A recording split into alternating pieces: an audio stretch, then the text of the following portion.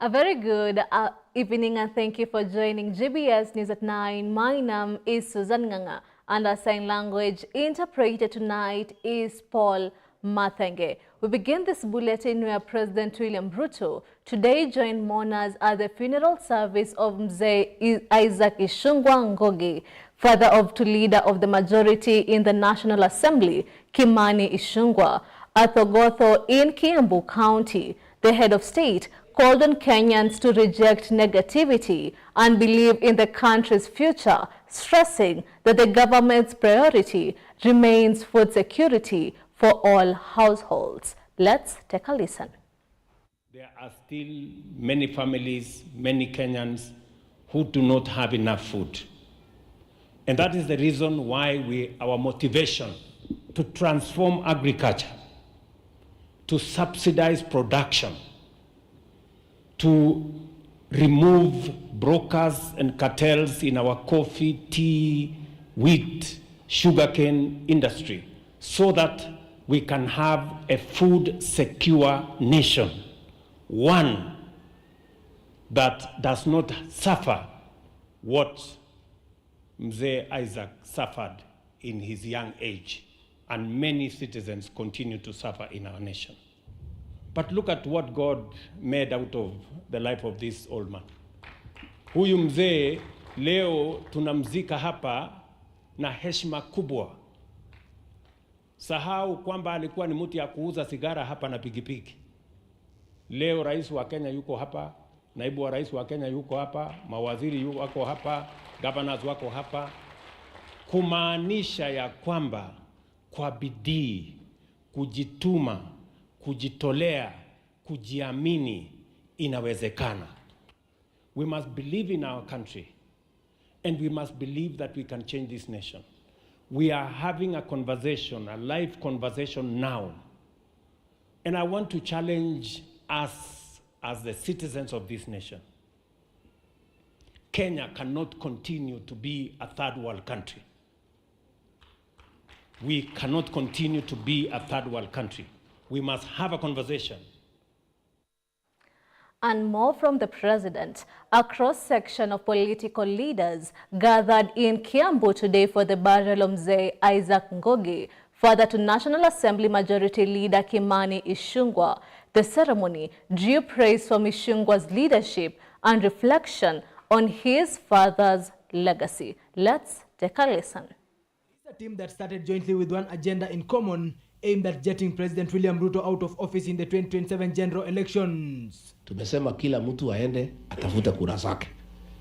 Kila mtu asanye zake. Pale mwisho next year, hapo after Christmas, tuketi.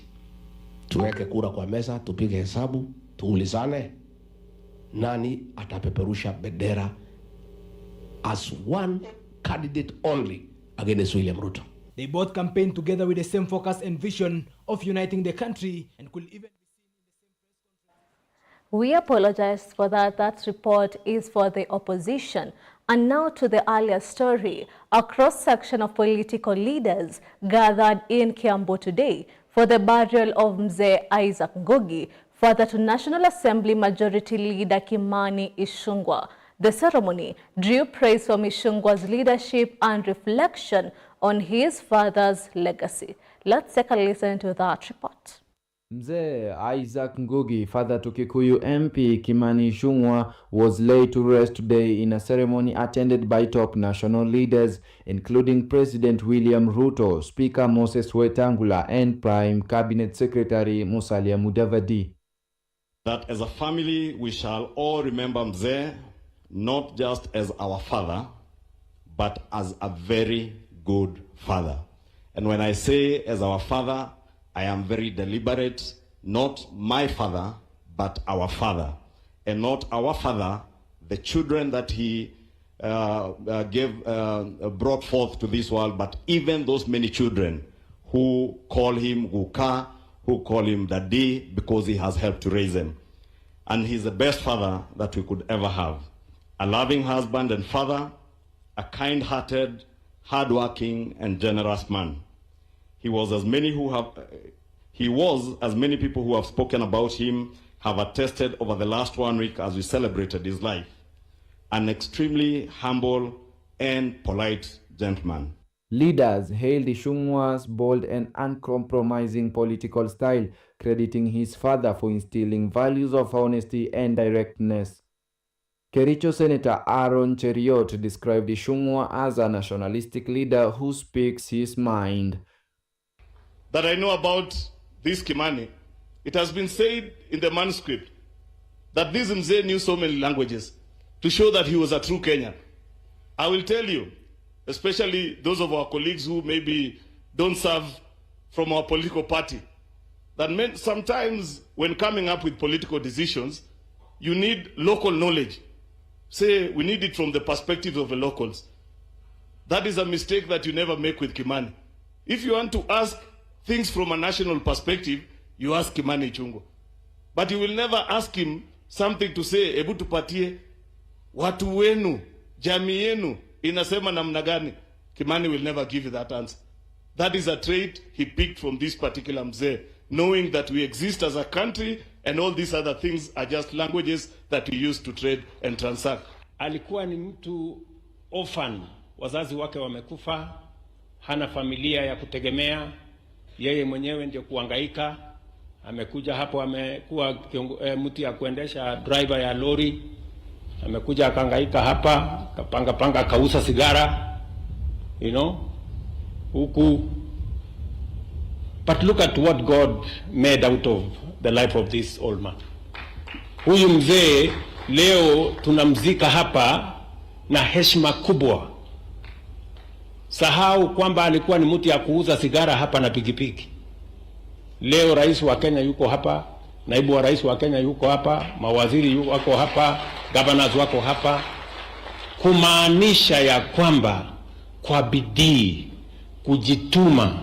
President Ruto, who led the nation in mourning earlier this month, remembered Mzee Ngugi as an industrious businessman and one of the founding minds behind Kikuyu's town development.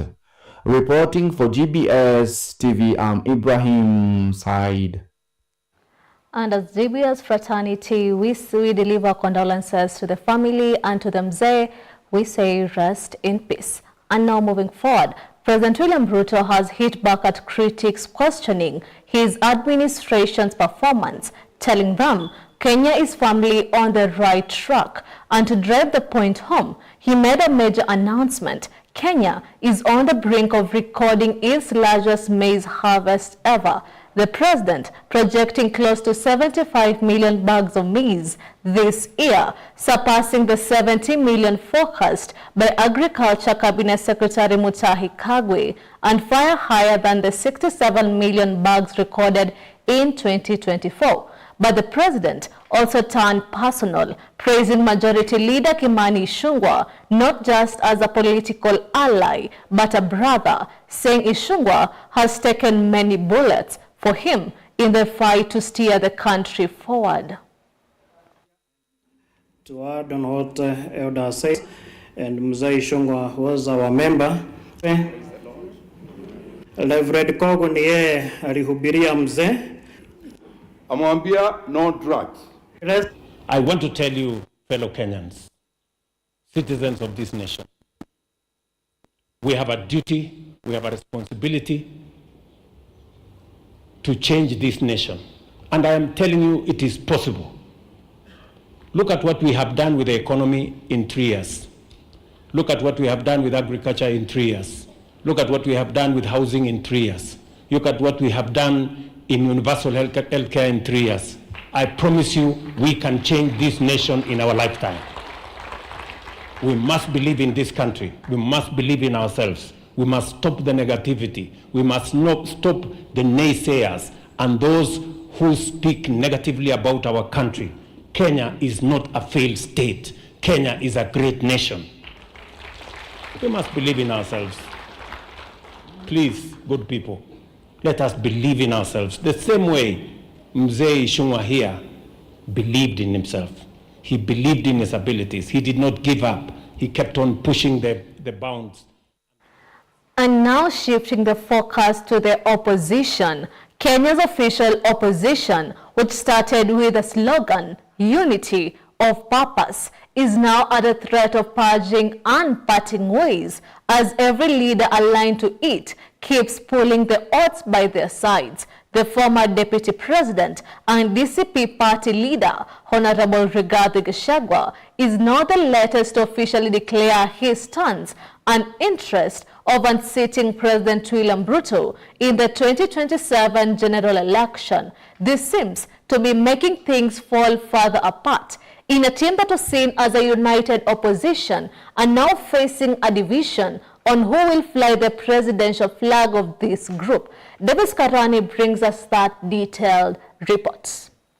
It is a team that started jointly with one agenda in common, aimed at jetting President William Ruto out of office in the 2027 general elections. Tumesema kila mtu aende atafuta kura zake. Kila mtu asanye zake. Pale mwisho. Next year, hapo after Christmas, tuketi. Tuweke kura kwa meza, tupige hesabu, tuulizane nani atapeperusha bendera as one candidate only against William Ruto. They both campaigned together with the same focus and vision of uniting the country and could even be seen in the same press conferences, which many termed as a unity of purpose. As the united opposition, we will not be silent as our country is auctioned. We will not bow down to intimidation. We will not allow the proliferation of fake news and propaganda to define our time. But since the return of the former Deputy President Honorable Rigathi Gachagua back to the country from his US trip, cracks have unraveled and the drift in the opposition is evident as each leader pulls the masses by his side, declaring interest to run for the top seat in the country. And the recent declaration was made by the former Deputy President, the Right Honorable Rigathi Gachagua. Sisi tumeamua kwamba Rigathi Gachagua atakuwa kwa ballot box, kwamba atasimama kiti cha urais, kwa sababu wewe Ruto na ufidhuli wako huo na ukora wako huo, dawa yako ni moja, Rigi. Ruto aende asiende? Mukitaka William Ruto aende nyumbani, ni lazima msimamishe mwanaume kando yake. Ni lazima msimamishe ndume kando yake. Ni lazima msimamishe mtu ana akili kando yake. Na nyinyi mkiangalia kwa hao watu wote wamesimama kando ya William Ruto, nani anatosha kupiga William Ruto ngumi ya kutosha? Nani anatosha? Ndiposa sisi kutoka mkoa wa Magharibi, sisi tumeamua.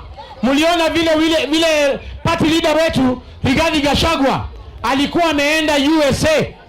Huyu William Ruto alikuwa ameanza kunona. Vile huyu jamaa amekuja, jamaa anaanza kukonda. Huyu jamaa ameshika yeye makende, afinye asifinye. Huyu mtu tapeleke yeye nyumbani huyu. The question that many Kenyans are asking at the moment is, will the opposition remain united till 2027 general elections, or cracks seen within will keep widening till 2027 general election? Time will tell. Davis Karani for GBS News, Nairobi.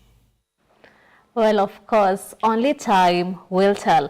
And now shifting the focus to education matters, authorities in Kerugoya are investigating a fire incident that razed the dormitory at St. Michael Primary School this morning, leaving 60 pupils without accommodation, but fortunately causing no casualty. Here are the details. The fire broke out around 9 a.m. on Sunday, getting the dormitory where 60 learners were housed. Fortunately, none of the children were inside when the blaze erupted. Preliminary reports pointed to an electrical fault as the possible cause, though a full investigation has been launched. Inakaa watoto, around 60 of them, na wako salama. Kwa wazazi wenye wako na watoto huku, ningewaambia watulie, wasiwe na wasiwasi, juu watoto wako salama, hatuna watoto wenye wameumia. Hiyo ingine ni mambo na mali, hiyo mali haina shinda as far as tuko na uzima ama watoto wako hai kwa sasa. Kerugoya Chief Justice Mwai confirmed the incident and assured parents that all pupils were safe. He appealed for calm as local authorities worked with the school administration to manage the situation and ensure normal learning resumed. The incident comes at a time when concerns over school safety and infrastructure have been on the rise across the country, with several institutions reporting fire outbreaks linked to faulty wiring and overstretched facilities. Hii moto ilianza mwendo wa saa 3 hivi ambapo watoto hawakuwa kwa dom, but inasemekana ni kama ilikuwa ya stima, although hatuwezi sema ni stima kwa saa hii ama ni nini, because kwa sababu serikali iko karibu na inafanya uchunguzi. Kwa hivyo kile ningeomba ni tugojee tu serikali imalize uchunguzi wake, wajue kiini cha moto ni gani. Hiyo ingine ni vile tu tunafikiria tu ni stima. Education officials are expected to conduct a safety audit at the school in the coming days, with measures aimed at preventing future disasters. Parents and community leaders have also urged the government to strengthen fire preparedness in learning institutions. Molin Rono for GBS News.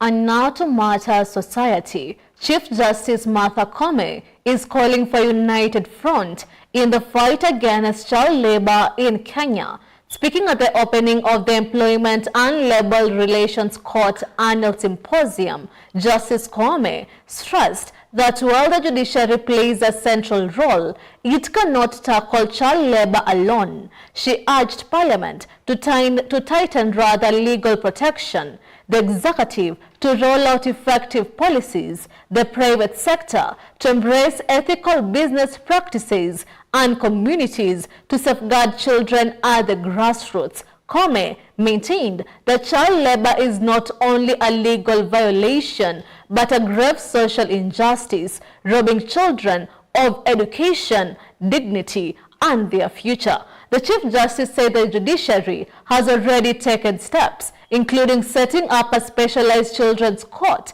and rolling out a child justice system strategy to ensure children are treated with dignity in the justice system.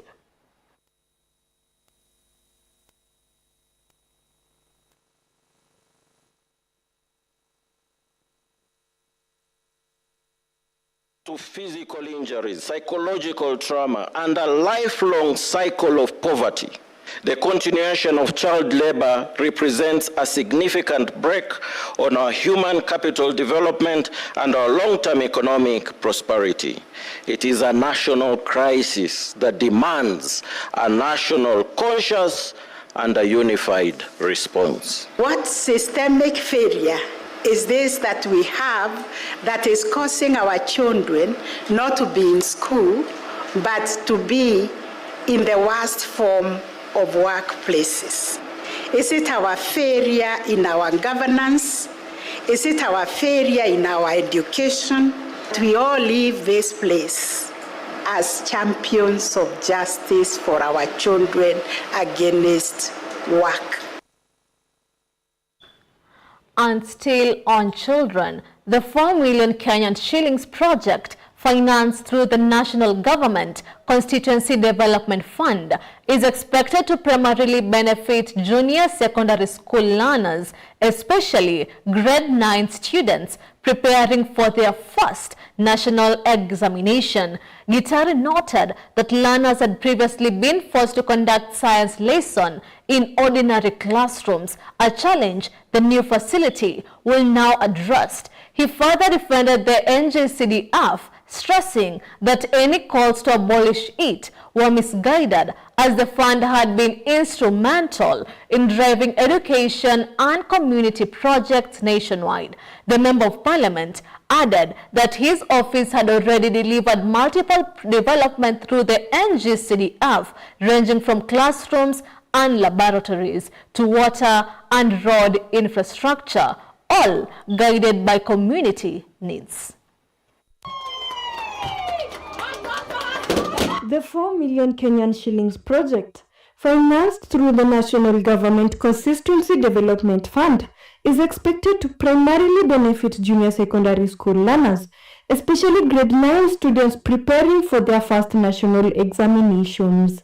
Gitari noted that learners had previously been forced to conduct science lessons in ordinary classrooms, a challenge that the new facility will now address. He further defended the NGCDF, stressing that any calls to abolish it were misguided, as the fund had been instrumental in driving education and community projects nationwide. The MP added that his office had already delivered multiple projects through the NGCDF, ranging from classrooms and laboratories to water and road infrastructure, all guided by community needs. Hapa Waigiri Comprehensive School kufungua GBS lab ile imejengwa na pesa ya CDF.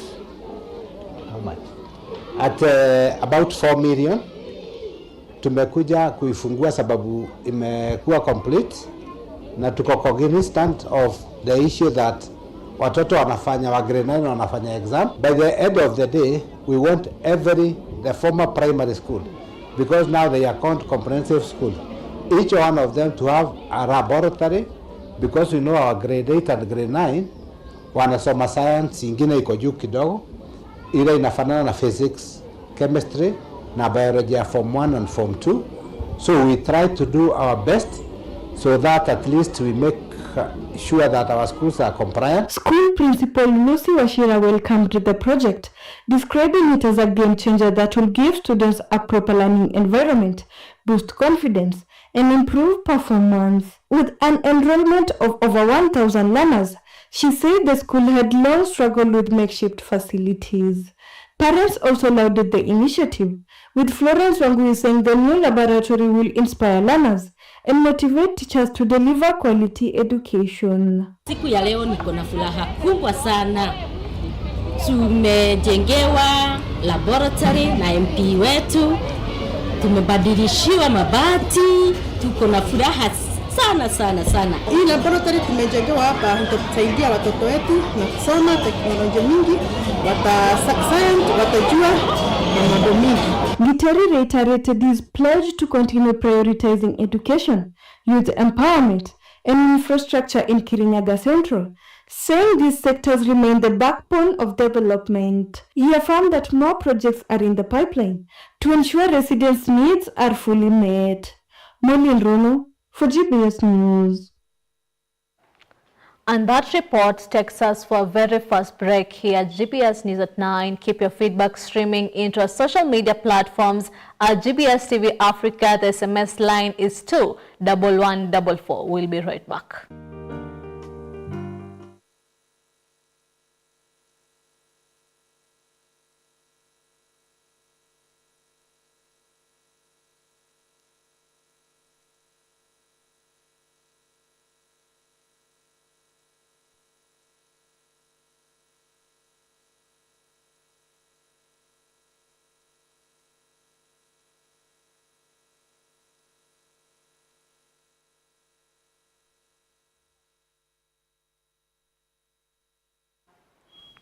Welcome back to the bulletin, and now to international news.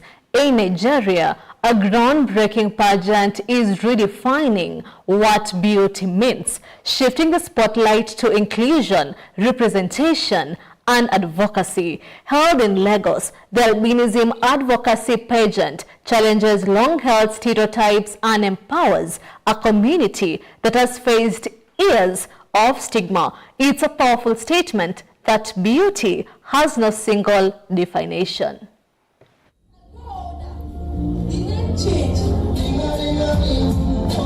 In Lagos, the Albinism Advocacy Pageant is challenging Nigeria's traditional beauty standards and shining a light on inclusion. When people think of pageantry, they think of people who look a certain way. But for us, right, we are flipping the script and using pageantry to showcase the talent of people with albinism and also advocate for them. The event celebrates the strength and resilience of people with albinism, many of whom face deep-rooted stigma, myths, and social exclusion. Persons with albinism have various challenges, right? I mean, from the sun to the low vision, and a lot of persons with albinism don't even know how to go about this. And even to the general society, the myth the bullying, the stereotyping, and all that. Anita Chidiebube, the newly crowned queen, says she's using her title to promote awareness and change perceptions. My first priority is to create an engaging content that will bring the strength and show the strength and impacts, positive impacts of persons with albinism in our society. With around 2 million Nigerians living with albinism, advocates says it's time for real change. And by flipping the script on pageantry, this event is pushing the conversation forward, one crown at a time. Elvis Muyodi, GBS News. Well, indeed, a step in the right direction. And now, the suspect in the fatal shooting of conservative activist Charles Kirk is refusing to cooperate with investigators. Utah Governor Spencer Cox confirmed the development, while President Donald Trump has blamed the political left and says the federal investigations are already underway. Let's take a listen to the full report. Governor Cox confirmed that Robinson had refused to speak with law enforcement, complicating effort to determine motive. He does come from a conservative family, but his ideology was very different than his family, and so that's part of it.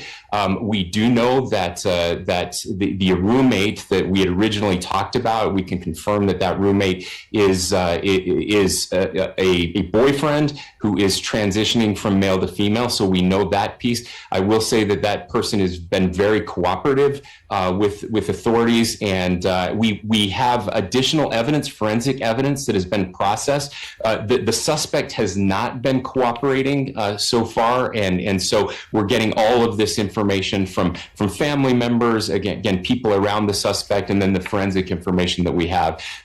Early findings suggest the suspect may have held radical leftist views and had a history of online extremism.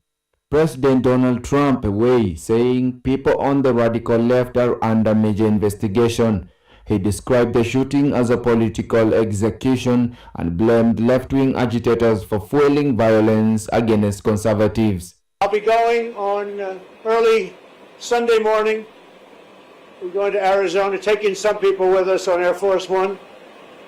Maybe you people are going to be with us, I don't know, but we're going to be going Saturday early on Sunday morning. Well, the problem is on the left.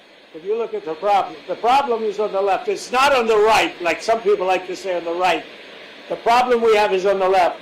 And when you look at the agitators, you look at the scum that speaks so badly of our country, the American flag burnings all over the place, that's the left, that's not the right. Trump also suggested his administration is already using federal resources to investigate political adversaries, though no specific individual or group have been named, as formal charges are expected on Tuesday. Reporting for GBS TV, I'm Ibrahim Said.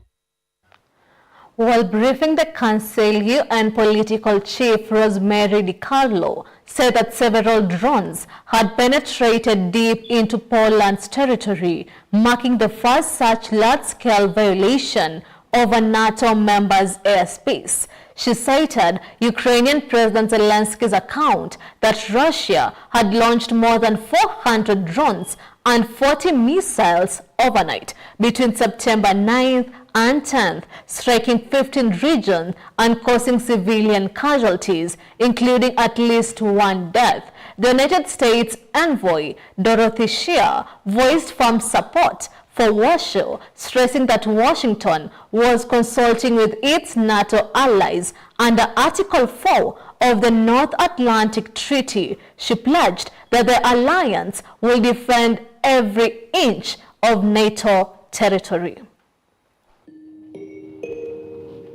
While briefing the Council, UN political chief Rosemary DiCarlo said that several drones had penetrated deep into Poland's territory, marking the first such large-scale violation of a NATO member's airspace. She cited Ukrainian President Zelensky's account that Russia had launched more than 400 drones and 40 missiles overnight between September 9th and 10th, striking 15 regions and causing civilian casualties, including at least one death. the United States envoy Dorothy Shea voiced firm support for Warsaw, stressing that Washington was consulting with its NATO allies under Article 4 of the North Atlantic Treaty. She pledged that the alliance will defend every inch of NATO territory.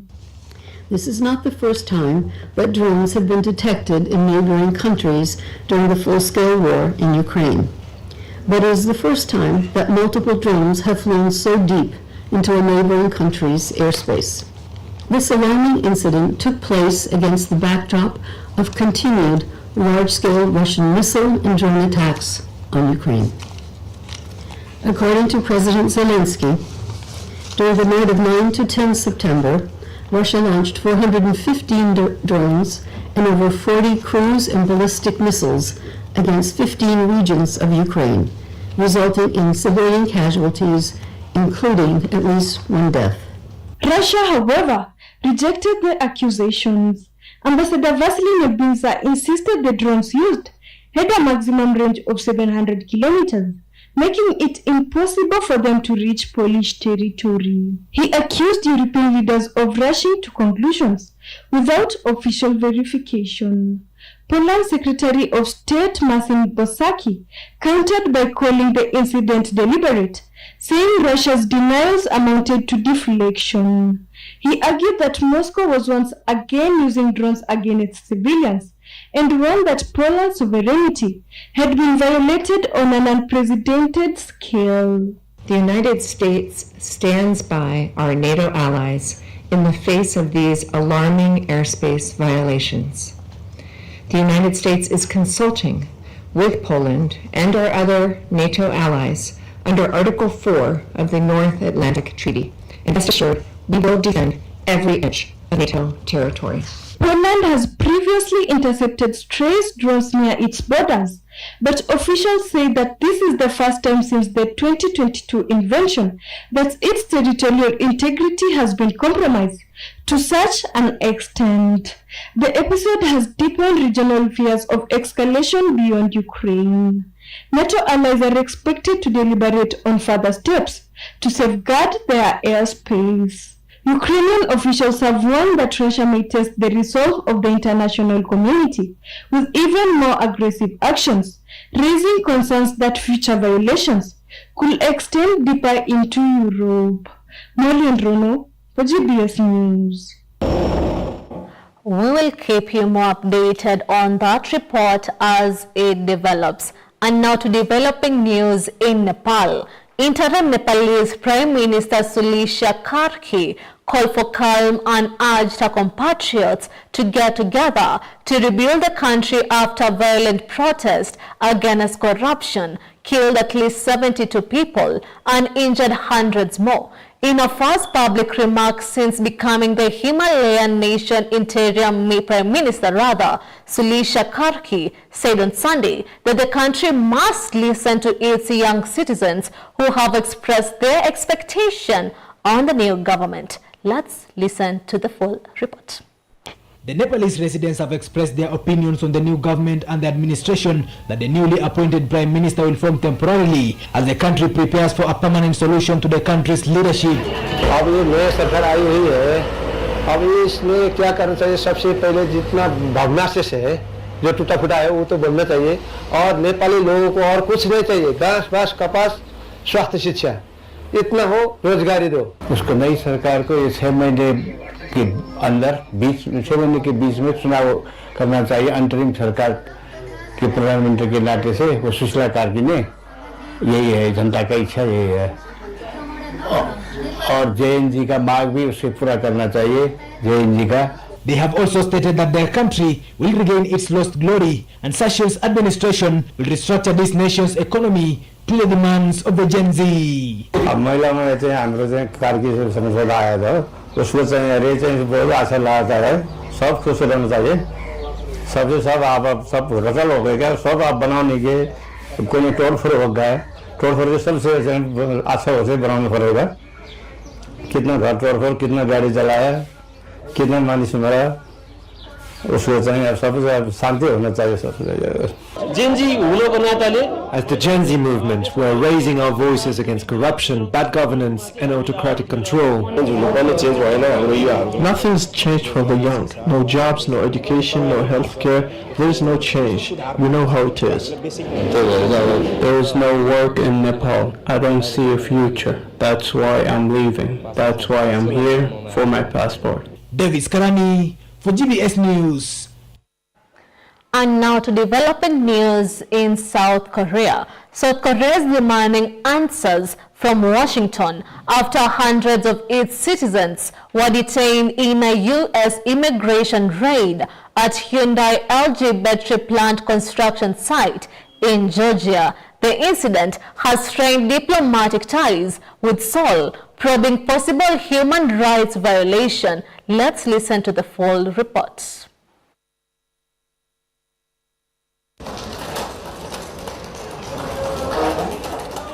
South Korea has launched a probe into possible human rights violation during a U.S. immigration raid in the state of Georgia. More than 300 South Korean workers were detained at Hyundai LG electric vehicle battery plant construction site earlier this month. The workers, held for about a week, reported harsh detention conditions, cramped quarters, moldy mattresses, cold cells, and limited access to hygiene. Many said they were shackled during arrest. Seoul has expressed strong regret to Washington, demanding that the rights of its citizens be respected in any future law enforcement operation. The September 4th raid saw nearly 500 arrests, mostly South Korean nationals. 특히 이렇게 이례적인 조속한 석방 그리고 재입국 시에도 불이익이 없도록 세심하게 논의해 주시고 결과를 만들어 주신 것에 대해서 대단히 감사하게 생각합니다. 저희는 귀국하신 그 분들이 안정적인 복귀를 할 수 있도록 끝까지 지원을 아끼지 않을 것입니다. U.S. Immigration and Custom Enforcement said many lacked proper work permits or had overstayed visas. Hyundai had warned of delays in opening the facility, while South Korean trade unions are demanding an official apology from U.S. President Donald Trump. He insists foreign workers remain welcome, stressing the United States does not want to discourage investment. ICE is doing right because they were here illegally. But we do have to work something out where we bring in experts so that our people can be trained so that they can do it themselves. Does that make sense? President Lee described the situation as bewildering, warning it could undermine confidence in doing business in America. They're deporting people in drastic ways. It seems like we were one of the cases that got caught in the crackdown. This could probably have a significant impact on future direct investments in the US. If the US has practical needs, they won't leave the issue unresolved, but under the current circumstances, direct investment in the US is something our companies are likely to hesitate about. For now, Seoul is working with companies and reviewing whether U.S. responses meets its demand as investigation on both sides continues. We'll keep him updated on that report. And now for sports lovers, it's time for your most favorite segment of the bulletin, the sports news. Let's get sporty.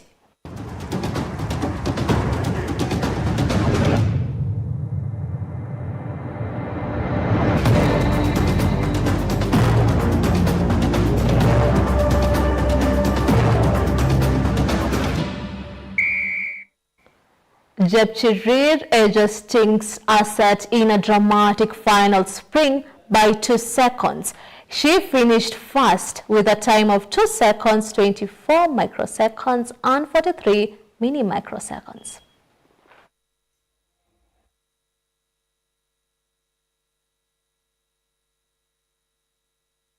In a dramatic sprint finish at the women's marathon in Tokyo, edging out Ethiopia's Sting's asset by just 2 seconds, with a time of 2 minutes, 24 seconds and 43 microseconds. Despite an early start to avoid the heat, runners faced tough, humid conditions as they battled through 41 kilometers. Assets and Jepchirir entered the stadium neck and neck, but the Kenyan found a final burst of speed to repeat her Olympic triumph from 2021.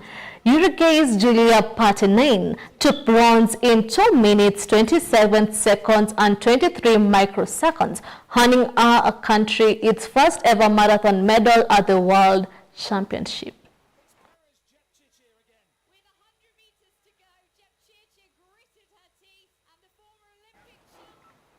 And that sports news brings us to the end of our bulletin here at GBS News at 9. It's always a pleasure having you on board. I have been Yanka. Susan Nganga, sign language interpreter tonight has been Paul Mathenge. Have a good night.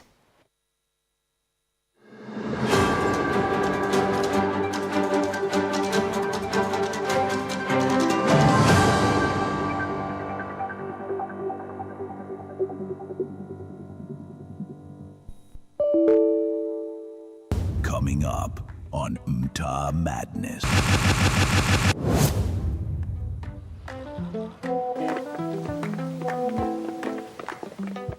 Love collides with betrayal.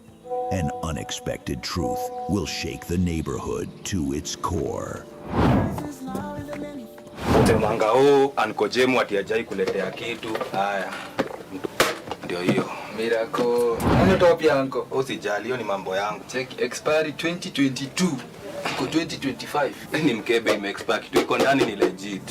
Decision, one secret, and a storm no one saw coming.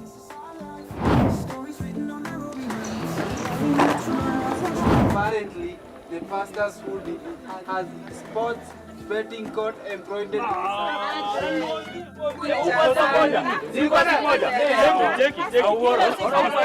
When trust breaks, all